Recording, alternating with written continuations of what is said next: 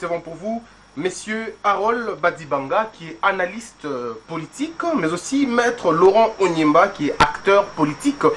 On le reçoit dans le cadre de l'analyse. Mesdames et messieurs, nous allons parler des deux grands sujets, des grands thèmes. Nous allons parler de l'impact de nouveaux mandataires dans la société, mais nous allons aussi parler de la problématique de l'application de la loi sur le découpage. Alors, je reçois mes invités, à qui j'ai dit encore une fois de plus, bienvenue. Merci. Bienvenue. Merci, cher ami Bossembe. Alors, qui prend la main? On commence avec qui? À toi de choisir, mais moi je suis prêt. Voilà, on commence avec Harold Badibanga. Nous parlons du premier sujet sur l'impact de nouveaux mandataires dans la société. Alors, monsieur Harold, l'adhésion de la RDC à l'OADA et la transformation des entreprises publiques en établissements publics de l'État, est-ce que le chef de l'État a-t-il qualité de nommer les mandataires? Mais pourquoi pas? Est-ce que la Constitution de la République, nonobstant le fait qu'une loi spéciale peut venir déroger à la règle, est-ce qu'il y a une disposition quelque part qui note obi et orbi qu'avec le passage vers le droit au ADA, le chef d'État ne peut pas nommer un mandataire public? Je ne crois pas que c'est le cas. Je dis sans crainte d'être contredit que jusqu'à preuve du contraire, le président de la République a qualité de nommer les mandataires publics pour au fait l'aider à matérialiser sa vision du point de vue de la gestion, surtout qu'au moment où nous abordons cette question, il y a une épicenternelle question de la bonne gouvernance qui se pose. Pour que ces gens viennent travailler compte tenu de la vision voulue par le président de la République, ils doivent répondre de celui qui les nomme, étant donné qu'ils ont de droits et des devoirs, et ceux-ci doivent cadrer avec la vision de celui qui les nomme. Voilà, alors Laurent, il y a une même question sur la qualité du président. J'estime humblement, d'abord je vous remercie pour l'invitation. Je suis content de te suivre, je te suis attentivement. De tes débuts timides jusqu'aujourd'hui, que tu es devenu assez grand. Et donc je ne peux pas passer par ici sans faire mention, n'est-ce pas, de cette évolution assez positive. Alors vous posez la question sur la problématique de la responsabilité du chef de l'État quant à la nomination des mandataires publics. Moi j'estime aussi que jusqu'aujourd'hui, à moins que je me plonge dans une certaine ignorance, mais qu'il n'y a pas un texte, n'est-ce pas, qui est, à ma connaissance, qui interdise au chef de l'État de nommer les mandataires. Mais moi, je ne me limite pas, n'est-ce pas, à cet aspect embryonnaire. Il faut une dynamique qui aille dans le fond. Pourquoi on nomme les mandataires? Nous sommes habitués dans ces pays avec des discours, tout de suite que je clarifie, de creux, la vision du chef de l'État, l'impulsion, ceci. Tout ce qu'on fait, on veut l'attribuer au chef de l'État. Non. Il y a une répartition, je voulais dire, légale, même constitutionnelle, n'est-ce pas, du travail. Pourquoi tout ce qu'on fait Est-ce que vous avez déjà entendu en France, un ministre dit, non, j'ai fait telle action sous l'impulsion du chef de l'État par le haut patronage de tel. J'estime que ce sont des problématiques qui cachent le trafic d'influence. Mais si vous regardez aussi dans la responsabilisation de ces mandataires, il y en a qui n'ont pas de compétences. Parce que les compétences s'identifient au travers d'un discours. Je donne un exemple en passant. Nous avons par exemple le français comme la langue du travail. Mais si quelqu'un a des arriérés de français, vous voulez me dire qu'il va travailler en hébreu ou en latin? Non, non. Ça veut dire qu'il y a des petits problèmes. Mais dans la répartition des responsabilités, les provinces, les quotas des provinces, est-ce qu'il y a la représentativité dans la responsabilisation de la chose publique?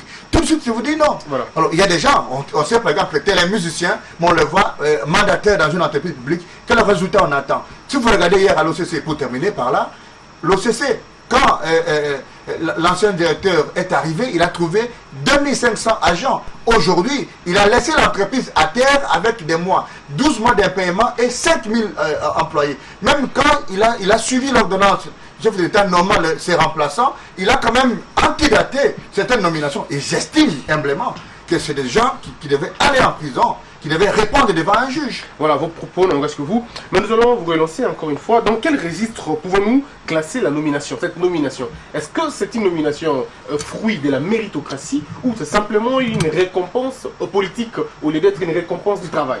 C'est pourquoi, je l'ai dit sur d'autres chaînes sœurs, je le dis, nous sommes le seul pays au monde où pour être ministre, il faut mettre l'étoile d'un parti politique. Moi, au Onyemba, je ne représente pas grand-chose, mais rassurez-vous que s'il faudra que je mette l'état d'un parti politique pour être au gouvernement ou dans un cabinet politique, eh bien, je vais emballer mes histoires et je vais rentrer dans mon village.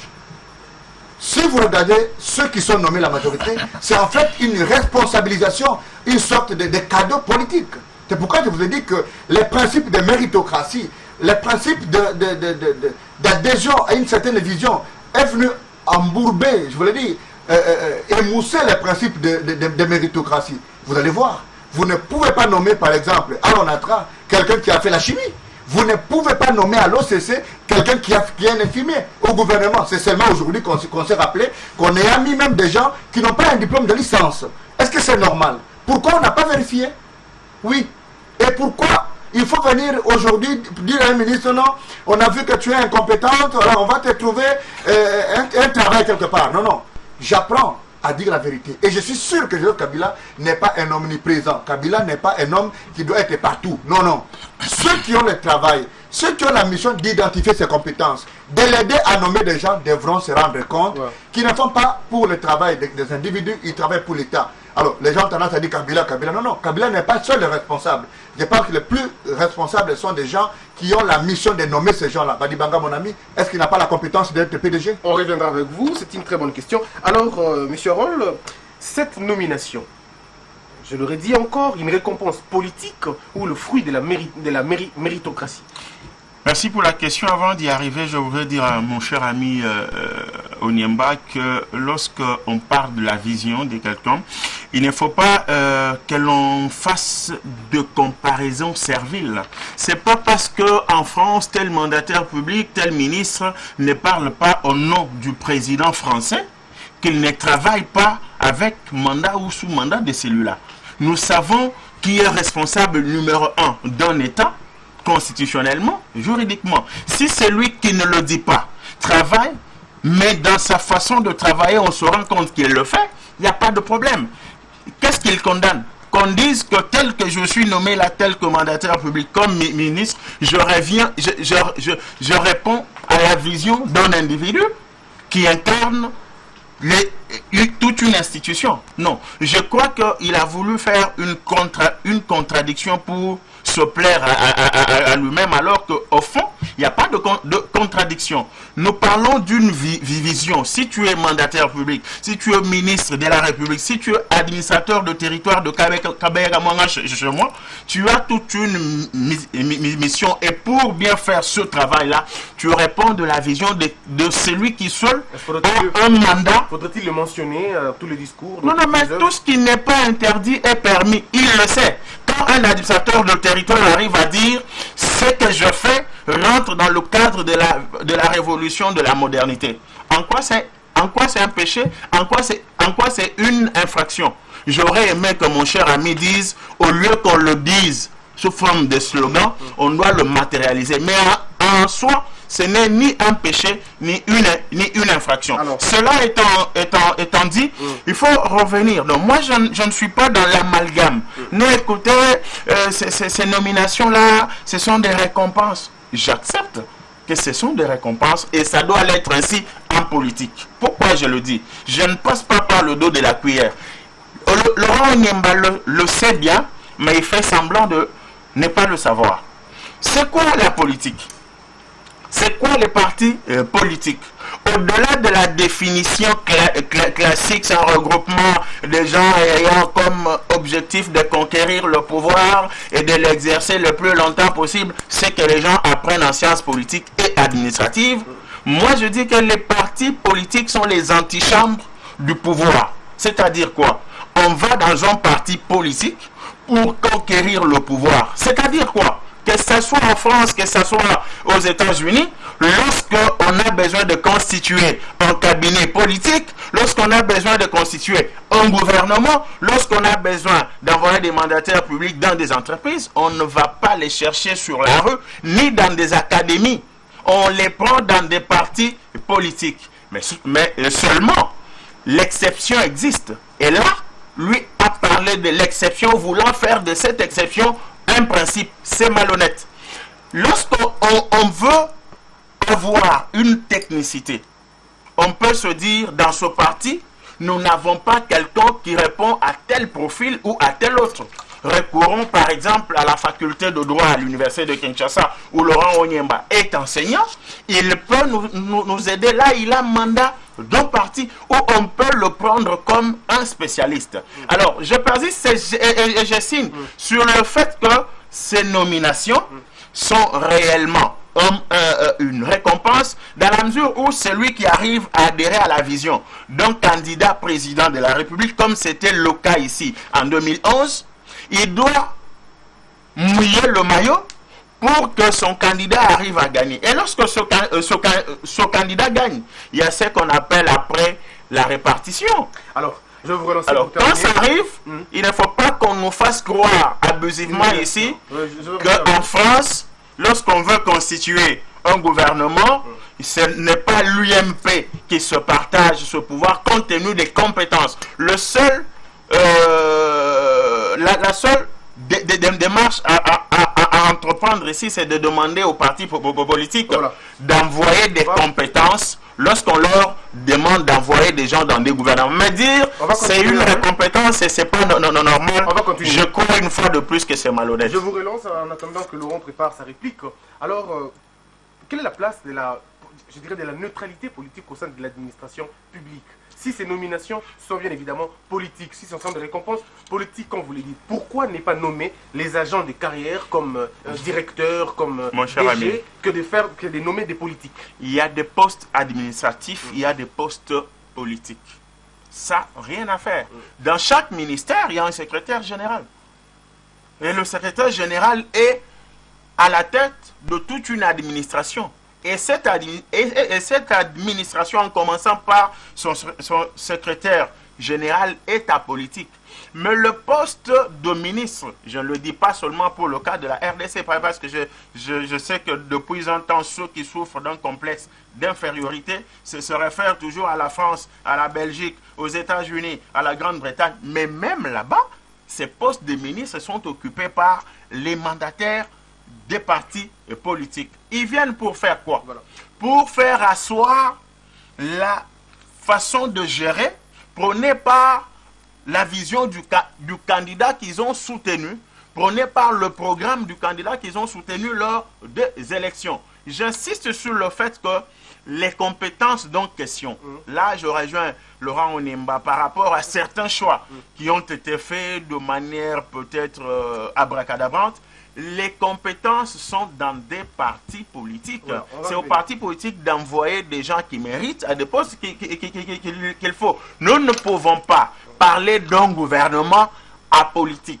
Si Laurent Onyemba sait dans un pays à travers le monde un gouvernement apolitique, il me cite le nom. S'il connaît un président politique élu apolitique, il n'a qu'à citer son nom. Nous allons terminer avec ces premiers points, mais avec votre réplique bien évidemment. Alors, Laurent Onyemba, il faut dire que les scientifiques comme vous estiment qu'il faudrait mettre l'administration publique en dehors de la politique pour que la politique ne supplante pas cette administration. Est-ce que ces nominations ne vont-elles pas supplanter l'administration publique et quel est le tableau que vous établissez par rapport à toutes les réalités congolaises? Quelques nuances. Oui. Allez-y rapidement, il me semble que deuxième sujet. Chaque fois qu'on parle avec élégance sur un plateau de télévision, il y a des mots qu'on n'utilise pas. Soit on les utilise par logomachie, soit on les utilise par souci de faire mal. On ne dit pas son ami amalgame, mais c'est des choses qui ne marchent pas. Donc c'est en passant. Allez-y. Alors, je réponds pas à la toute dernière question. Les gouvernements qui ne sont pas politiques.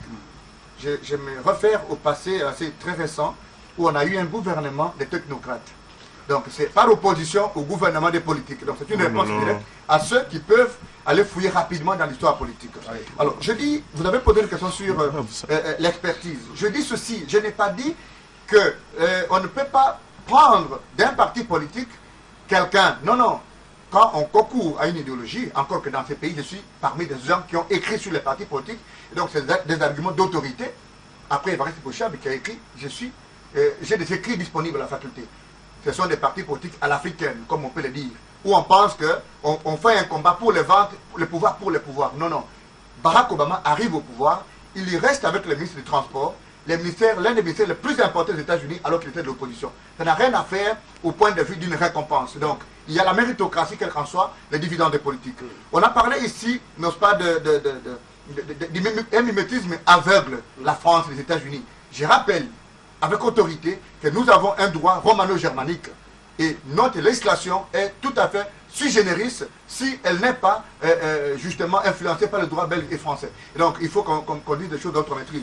Vous posez la question sur la neutralité de l'administration.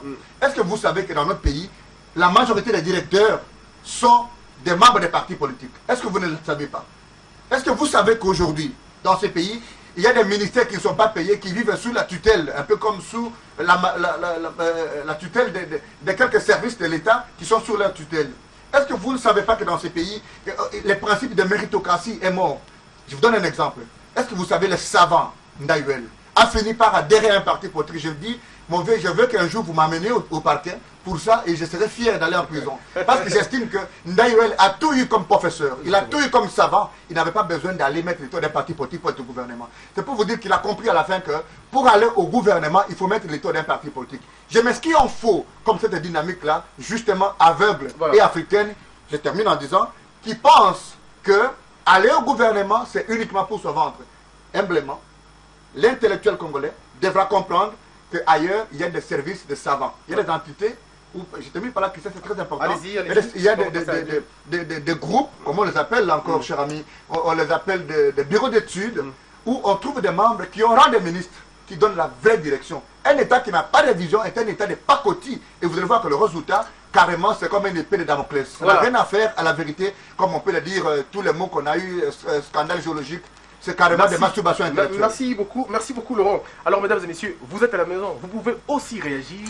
Les numéros sont affichés sous le bas de vos écrans. Nous passons au deuxième sujet et celui-ci est un grand, tout simplement parce que nous parlons du découpage. Alors mesdames et messieurs, rejoignez-nous ici et parlez-nous de ce que vous pensez. Nous parlons du découpage comme on avait commencé avec Harold. Nous allons commencer avec Laurent Onyemba. Vous êtes, comme je l'ai dit encore tout à l'heure, enseignant d'université. Le découpage, comme on vient de le faire tout à l'heure, est-ce une priorité politique ou une priorité sociale? J'estime que la mission de tout État, parce que moi, je suis déjà, comment dirais-je, je suis déjà au-delà des considérations définitionnelles, comme j'ai entendu ici, l'État, la politique, c'est quoi? Je ne peux plus définir le concept, parce que je suis un doctrinaire et j'estime que je propose par rapport à la réalité. L'identité de notre pays, la constitution, la loi, c'est quoi? C'est l'expression de notre nous identitaire. Et quand vous parlez de découpage, je ne trouve pas un inconvénient. La vérité, c'est qu'on veut rapprocher, n'est-ce pas, les peuples de l'administration. Mais alors, dans le contexte congolais, on se rend compte qu'il y a des contrées impérativement qui obéissent à un schéma politique. Ça veut dire, on veut nuire à l'intérêt de mon ami John Omombo ou de, je sais pas moi, de Harold Badibanga. Alors, on va carrément, comme à la pompe, bloquer les robinets. Pourquoi? Parce que ça ne répond pas à une dynamique aujourd'hui. Est-ce que vous savez que dans ces pays, on a abordé la question de la double nationalité et le moratoire a une durée et qu'aujourd'hui, ça fait des années qu'on n'a jamais évoqué cette question. Et quand on arrête un député congolais, il arrive à Paris, on veut mettre la main sur lui, on vous dit non, non, c'est un citoyen parisien qui était en difficulté au Congo. Alors, pourquoi des questions comme ça ne sont pas des urgences? On pense que c'est la territoriale qui a une urgence. Non, non. Je vous réponds directement en disant que pour moi, si on n'a pas de moyens pour organiser les élections, eh bien, si on n'a pas de moyens pour payer les pauvres enseignants qui est à Katakokombe, qui est à Kabaya Kamwanga, qui est à Shekakilo, on n'a pas de moyens. On n'a que des moyens pour installer la territoriale et le découpage. Je termine en disant, allez au Kasaï chez moi. Il y a un débat qui s'est posé avec Lusambo. Géographiquement, Lusambo est carrément à côté. Mais politiquement, Lusambo n'est que la vraie adresse par rapport aux populations de Sankourou et d'ailleurs. Alors, on se pose la question, comment on va aller à Lusambo? Il n'y a pas d'infrastructure, il n'y a pas de maison. Comment on va à Lodia? Il n'y a pas d'infrastructure, il n'y a pas de port. Non, non. C'est une question politique. Voilà. Et que j'estime que, par exemple, le débat au Katanga, c'est que Kyungu demande, après le découpage, encore le regroupement. C'est pour vous dire que ça répond à une dynamique politique, mais que c'est très, très, très grave si on fait les choses à la pacotille. Voilà. Alors, Harold Badibanga, priorité politique ou priorité sociale? Mais écoutez, avant d'aborder cette question, je voudrais préciser sur le fait que quand on donne des exemples, on doit bien les maîtriser. Le gouvernement dit des technocrates n'a pas réuni les gens venus des académies. tous ceux qui étaient là étaient des politiciens venus des partis politiques. C'est une vérité immuable. On ne revient pas au premier sujet. Non, quand même, c'est une précision de taille. Et puis, quand on estime qu'on a autorité, on confond. Sur un débat de télévision, on parle de la politique et des sujets clairs. Si on a des arguments, on les donne sans tomber dans une autorité qui n'est rien d'autre que la farce. On revient par rapport à la réalité. La question que vous me posez de savoir si le découpage territorial, le passage de 11 à 26 provinces est une réalité politique. Justement, est une priorité politique ou sociale? Non, écoutez, il est les deux. Il est les deux. Mon ami Laurent Onyemba, j'aime bien sa façon de jouer avec les mots. Lorsque un bon juriste, il a même évoqué la raison primordiale pour laquelle ce découpage s'imposait et s'impose. Entre la décentralisation et le fédéralisme, ça c'est l'avant-dernier ou le dernier ouvrage du professeur, le nom est passé, le professeur Kamukuni. Il démontre clairement que entre ces deux concepts, le point d'intersection, c'est le rapprochement du gouverné, du gouvernant. C'est-à-dire, quand on est à Katakokombe, à Kabeyakamwanga, il y a des problèmes qui se posent et la population a la facilité de voir directement son administrateur de territoire investi de